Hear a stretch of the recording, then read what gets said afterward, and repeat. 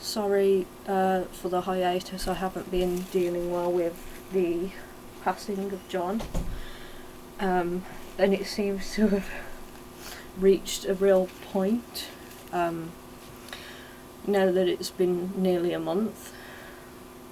But anyway, today I wanted to share everything I know about migraines, along with some sources and other videos about migraines. Migraines are a neurological condition and usually affect someone for a long time, usually the rest of their lives. When I was 12, I first got migraines, and I had them for about a week that first time.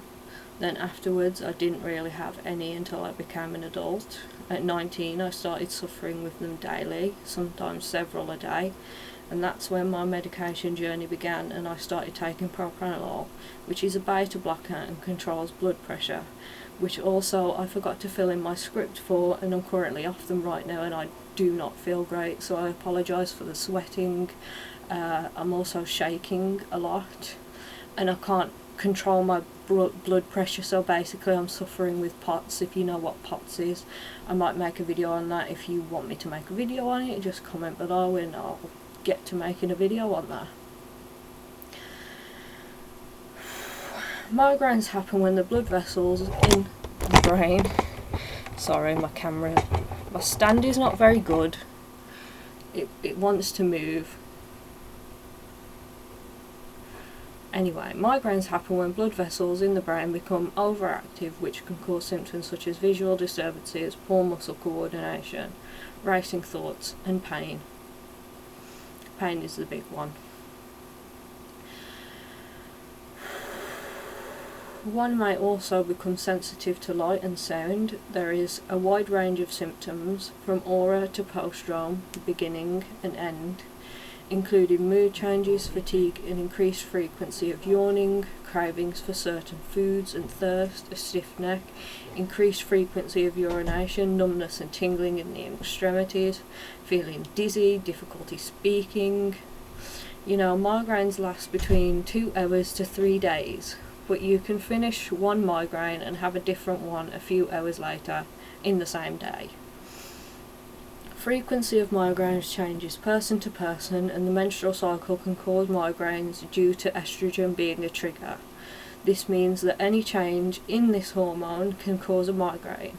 Pregnancy will cause increasing migraines up until the last trimester, and menopause will also be a difficult time for migraineurs. Hormonal therapies such as contraception may make migraines worse and increase risk of stroke. Normally, the risk of stroke in migraineurs is higher than that of someone who doesn't suffer migraines, around twice as high, particularly with ischemic stroke caused by blood clots. A migraine with aura is more likely to cause a stroke than without aura. Most find with time that migraines become less frequent and severe. Other triggers include stress, certain foods like dairy, alcohol or caffeine, and a lack of sleep, sensory overwhelm like bright lights, loud noises and strong smells like cigarette smoke. That's a big trigger for a lot of migraineurs, and I used to smoke, but now the smell of cigarettes is just unbearable due to the migraines now that I've stopped smoking. And when I have a migraine, that smell it just makes my head hurt worse. Skipping meals and not drinking enough would give anyone a headache, but for migraineurs, this is cause for a migraine. Strenuous exercise can also cause migraines due to exercise making the blood vessels open up more in your whole body or wherever you're exercising. Now, onto how migraines affect the brain. In detail, temporary changes in brain function with things like sensory input, balance and speech due to electrical signals sent through the brain are noted. But frequent long-term migraines will lead to structural changes over the time, such as white matter abnormalities or lesions, aka tumours, as well as alter brain connectivity and metabolism. Now, migraines aren't said to affect long-term memory, but there is an increased risk of cognitive decline and other mental health issues. I now have trouble reading when I never used to struggle that much with it, and my spelling has also taken a hit, and I got A's in English when I was a teenager. The trigeminal nerve, which is the main nerve in your brain, becomes stimulated, releasing substances that inflame the blood vessels and meninges around the brain. Then after the migraine subsides, we feel drained and confused. Brain fog is a huge part of migraines, and I suffer from brain fog near constantly, but I do experience constant aura. There's a hereditary aspect to migraines, meaning they can be passed from parent to child, and both my parents have migraines, but only my dad suffers with them enough that he often discusses them with me. And I think that's all I wrote, but it's hard to describe the pain of a migraine.